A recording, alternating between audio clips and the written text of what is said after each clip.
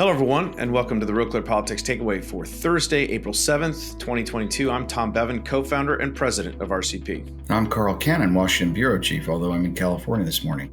It's early out there, Carl. Yeah. Tom, when I was a boy, at this day on the calendar, I'd have been up even earlier than this. It is opening day. I know that's your favorite day of the year, Carl, but it also happens to be my favorite day of the year, and for a different reason. It is the opening day of the Masters. First round of the Masters is already underway. Tiger Woods is playing, apparently. This is very exciting. I don't know, how well we expect him to do, but this is always one of those days or one of these weeks when I spend as much time as I can in front of the television watching the Masters.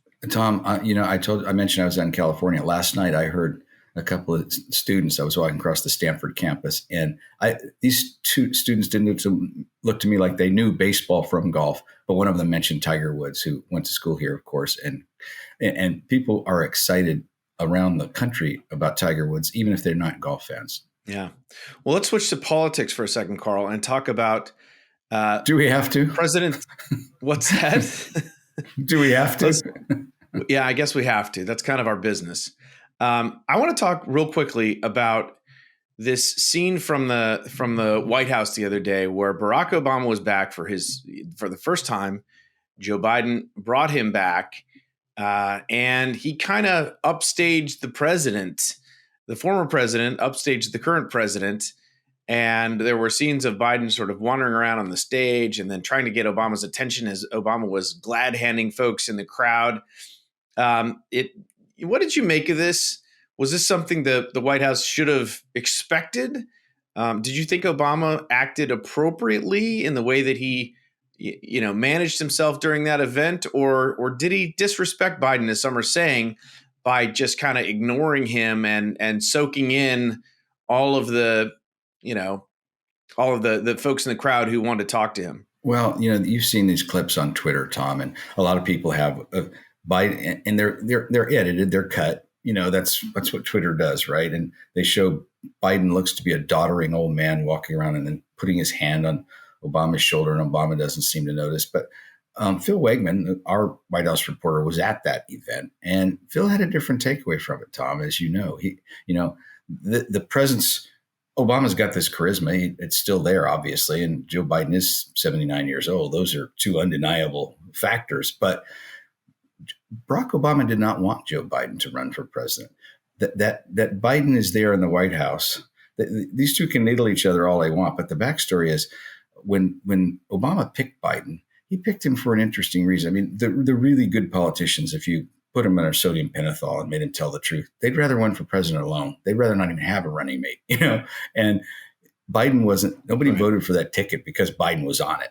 But Obama told Biden at that time, this is it, Joe, this is as far as you go. Biden ran for president, a couple of times before. He'd run against Obama, he'd lost, and Biden agreed to that. But after Donald Trump's victory, Biden reconsidered. Barack Obama was not encouraging that. He wouldn't endorse Biden in the primary. He really wasn't behind him. And the point is Biden won. And he got the last word. Phil kind of noticed that. He is President Biden. And these little gestures, these little things, to me, they're beside the point.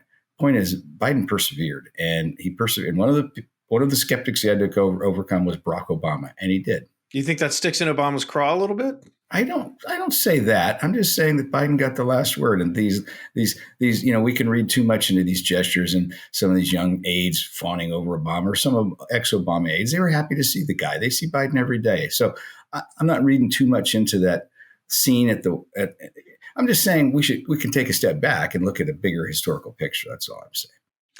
All right. Last subject, Carl. You mentioned Twitter, and the news is that Elon Musk is now one of Twitter's largest shareholders and revised his filing so that he is now an active member. There's going to be a Twitter board meeting soon that he is going to take part in. And I guess the question is, and we've run pieces on RealClear Politics on both sides of this saying, look, this is great news. Elon Musk is going to do, great things for Twitter and free speech. And there's been liberal folks who said, look, this is a warning sign. Elon Musk, the alarm bell should go off. And there's even been conservatives who've written pieces saying, look, sorry, but Elon Musk is not going to save free speech, and we shouldn't be relying on billionaires to step in and do this kind of thing.